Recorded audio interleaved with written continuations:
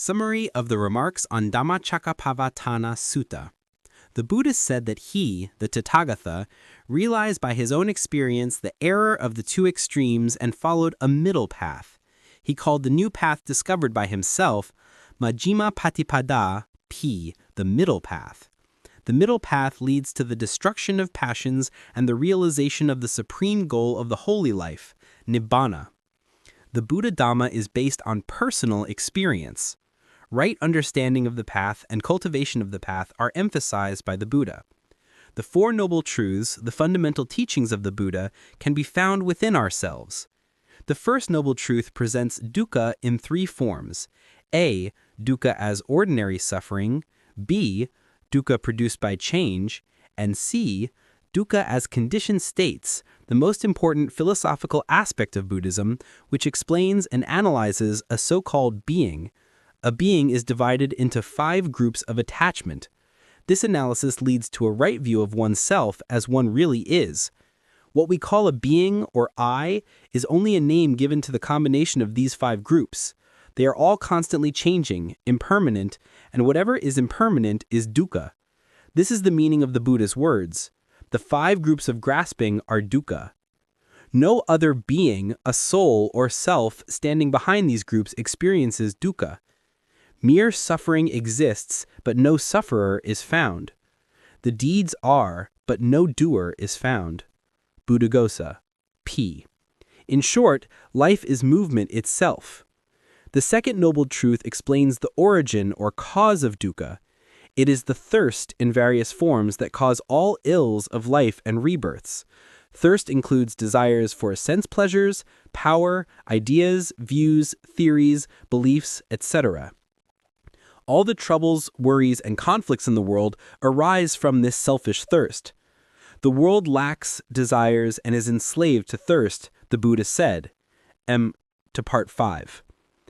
How this thirst can produce re-existence or re-becoming is the philosophical aspect of the second Noble Truth. Among various conditions for the existence of a being, the will to live, to re-exist, to be born, creates the root of existence by good and bad actions, karma, P. Only volitional actions, not all actions or the fruit of actions. So thirst, the volition or the will to exist, and karma are the same. The theory of karma is the theory of cause and effect, of action and result. Every volitional action produces results which may continue to appear in a future life after death. In short, the will, the thirst to exist, is the greatest force that moves all existences in the world. As long as there is this thirst to exist, the cycle of rebirths continues. It can stop only when this force, this thirst, is cut off through wisdom to see reality, Nibbana. The third Noble Truth deals with the cessation of thirst. Dukkha equals Nibbana, the uprooting of attachment, the extinction of desire, hatred, and delusion, detachment, freedom, absolute truth. The absolute truth, Nibbana, is beyond logical reasoning. It is a Dhamma to be comprehended by the wise and to be realized within themselves. It is purely a self-realization by renouncing not the external world, but internal attachment to the external world. The third Noble Truth has to be realized by developing the fourth Noble Truth. The fourth Noble Truth is the way to the cessation of dukkha. It is a way of life to be practiced and developed by each person. It is the path leading to the realization of truth, freedom, happiness, and peace, moral and intellectual development of the 8 factors of the path, Sila, Samadhi, and Panya, P. It is a self-development, cultivation, and self-purification.